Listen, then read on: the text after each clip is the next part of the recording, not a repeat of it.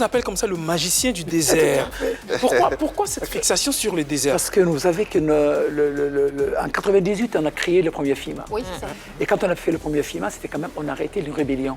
Ouais. Une rébellion, il y avait beaucoup de morts dans un désert qui est mon désert à moi. Donc j'ai voulu amener ce podium dans ce désert-là et inviter tous les grands créateurs. C'était assez symbolique en fait. Tout le monde était là, Européens, Américains. Il y avait 5 présidents. Dans le désert, on a arrêté une guerre. On a montré qu'on peut absolument ouvrir le tourisme qui était fermé depuis 10 ans. Ouvrir un aéroport qui est extraordinaire.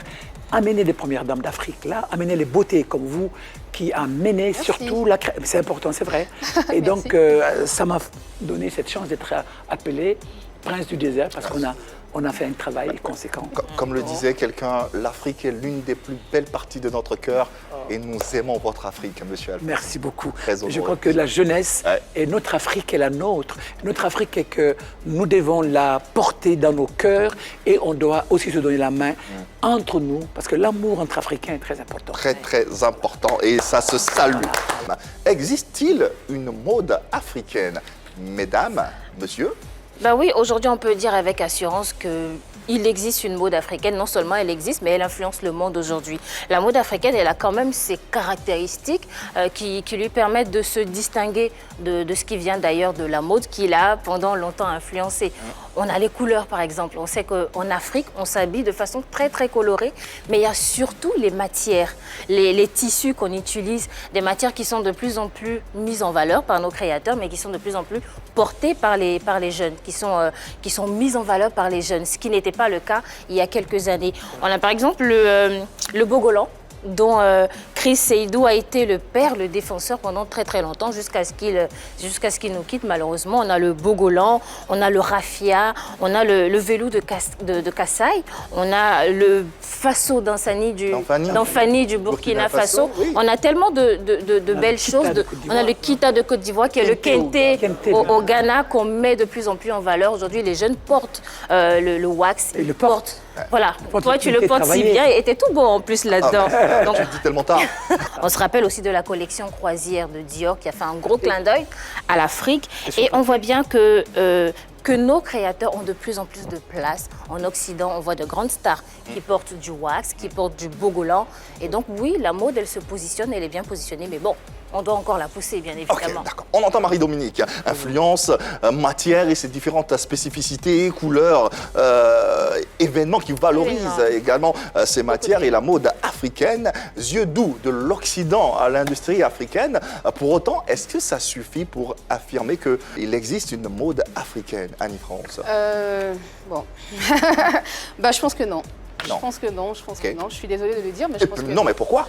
Parce que, effectivement, aujourd'hui, la mode, déjà, elle connaît une concurrence entre l'Europe et l'Afrique. Donc, il y a un adjectif aujourd'hui qui essaie de nous différencier. On parle de mode africaine, on parle de mode à l'européenne. On a vu cette semaine, je pense qu'il y a une fashion show qui se déroule en ce moment, Fashion Week qui se déroule en ce moment à Paris, où tous les créateurs sont invités et on voit effectivement les mannequins défiler sur le thé.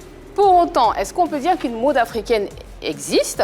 Je dis encore une fois non, parce que justement, je parle de Fashion Week à Paris, effectivement, on a l'impression, même le monopole est encore tenu par l'Occident. Alors, je prends l'exemple je cite les propos de Adama de Paris qui dit que jusqu'à présent, le coton cultivé en Afrique est exporté à des prix bas, mais très bas, donc qui ne valorisent pas comme il le faut la mode, parce que c'est grâce à ce coton-là qu'ils vont fabriquer des tenues, c'est grâce à ce coton qu'ils vont confectionner des beaux vêtements comme ceux qu'a mis M. Alfadi sur ce plateau.